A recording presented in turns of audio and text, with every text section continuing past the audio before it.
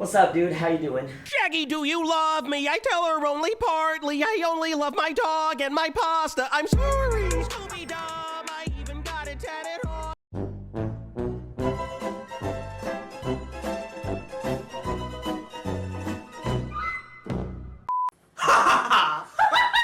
Let's get to it. What's going on, everybody? It's your boy Vincent. Thank you so much for coming back for another G-Mineo Game review. Today, I'm going to be throwing y'all a big throwback. Okay, it's going to be a game from way back in the day when I was a wee little middle schooler. There was a game called Maplestory. And yes, that is the game I'm reviewing today. It's about 16 years old or something like that. I think from what I remember, the North American release was in 2005.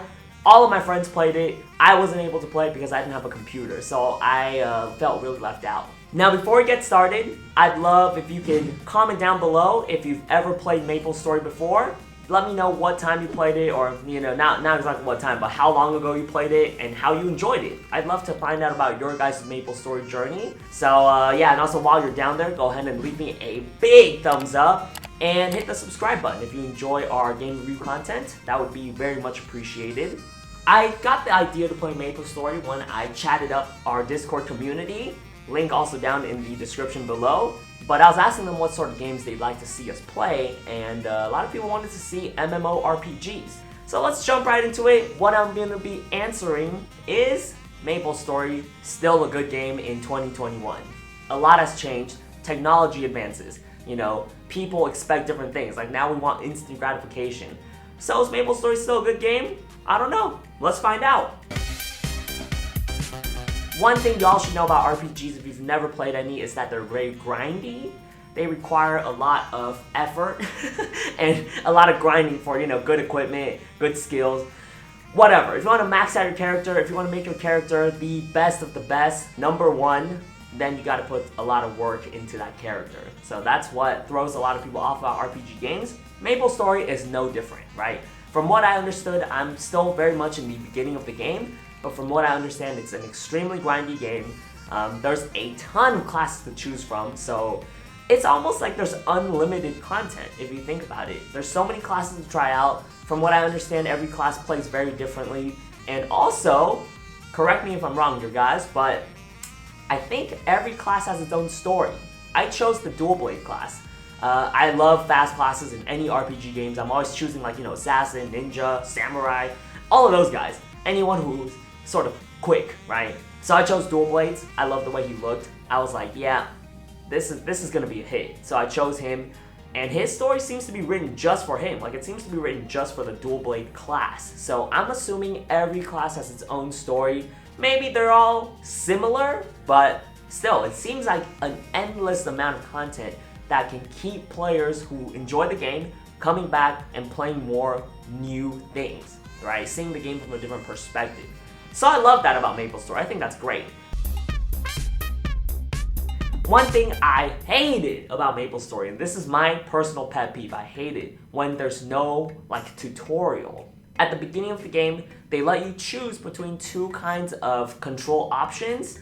One was, I think it said classic Maplestory or something like that. It seemed to be for people who already play Maplestory, are familiar with the controls. And the second option was like a keyboard gamer control. So from what I understood of that description, it's sort of like the WASD, those kind of buttons, the arrow key, that kind of stuff. As y'all know, if you watch any of my reviews, I am trash at PC games. I usually don't play PC games. I'm not good at the keyboard controls, but I am at least familiar with it. So I went with the second option, and right away, there were some introductory tutorial levels, killing some snails, and I thought I was going to be able to get a lot of basic tutorials in that level, but I got nothing. There was nothing. They just sort of threw me in. They were like, yeah, you guys got it. You don't need a tutorial. You can just hop into it yourself. So it took me a long time of pressing every single key before I realized, wait, I'm dumb. I should just look it up on Google. So that's what I did. I pulled up basic controls on Google, and that's when I learned the controls. That was frustrating to me because it definitely took a lot of time for me to figure everything out. I think it's not very beginner friendly, I would say. The game is not very beginner friendly. It just sort of hops right in, expects you to understand what you're doing, or expects you to do your own research before you play or during your playthrough. And I don't like that. I'm gonna be honest with y'all. Another thing I didn't like, there was a lot of bad level designs, in my personal opinion, right? This is a personal opinion here. Just a quick example, there's like a room with bats, like a bunch of bats, right? And you had to kill all of them. And me being a scrub, I also didn't know how to control very well at the time yet, so it might just be my lack of skill, but that level was terrifying. It was a bunch of bats, and at the end, there's like one or two bats left, and I just had to keep chasing after them, and I couldn't get them. The worst. Painful level. And I understand that RPGs are supposed to be grindy. I was prepared for that, but that doesn't excuse bad level design, in my opinion. It's fine to have grindy levels, it's fun to have a grindy game, that's fine, but bad levels just make the grinding not fun, So that turned me off big time. And one last thing that I really didn't like was like the random enemy spawns. I watched like a video by Video Game Donkey, and he was playing Ghosts and Goblins, and there was a bunch of enemies that would just spawn out of nowhere while you're already in that area. Like the enemy will spawn on top of you and you'll take damage and you'll die. It was very similar in Maplestory. I didn't die because luckily Maplestory has a health bar, but a snail would just like spawn out of nowhere and I'd bump into him and I'd take damage. And that's super frustrating to me because I feel like it takes skill out of the game, Like if no matter what, an enemy's just gonna spawn up and you're gonna take damage, it just takes the enjoyment out of combat for me, Because no matter what, no matter how skilled you are, how fast you are, how quick of a reflex you have, sometimes you're gonna get hit no matter what, and that's frustrating. Now, let's go ahead and talk about the fun stuff, okay? Because there is a lot of fun stuff. One of my favorite parts about RPGs is customization, and Maplestory has that in spades. There's keyboard customizations, right? You can change your own keyboard to suit how you like to play. I can pick and choose which letter is gonna be which action, and there's also like the skills that you have. You can also put them all into like one shortcut key, so I can like stack up multiple skills into one shortcut key. Press that key and it'll unleash all 3 skills at the same time. I wasn't far enough in the game where I could actually have enough skills to do that, but that's what I understood. It sounds like there was a shortcut key that you can press for like 3 buttons at the same time, which I thought was fire. Also, character customization, you get to choose like the color of your hair, color of your outfit, and as I'm assuming as you progress and you collect more equipment, you get to customize how your character looks. You can always customize your character to your playstyle, and I love that. That's what I love about RPGs. Maplestory definitely does that right. One of the best things is the NPCs, right? The dialogue is not boring. Each character has their own quirk, has their own personality. They're goofy. There's this one guy called, I think JM from the Streets. I love that. I just thought the character's design was very well done. They didn't make the NPCs boring. I got roasted by my senpai. There's just a lot going on, and I loved it. Everyone was quirky, everyone was funny, everyone was their own person. And I really like that. I don't like it when all the NPCs are just like stale and boring. So good dialogue. I loved it. And the other thing I already touched on is just the fact that it seems like there's unlimited gameplay. Like there's just so much gameplay to do. Whether it's choosing a bunch of different classes or leveling up and maxing out all of these characters, it's gonna be very time consuming. So if you fall in love with the game, you'll have a lot of stuff to do in this game.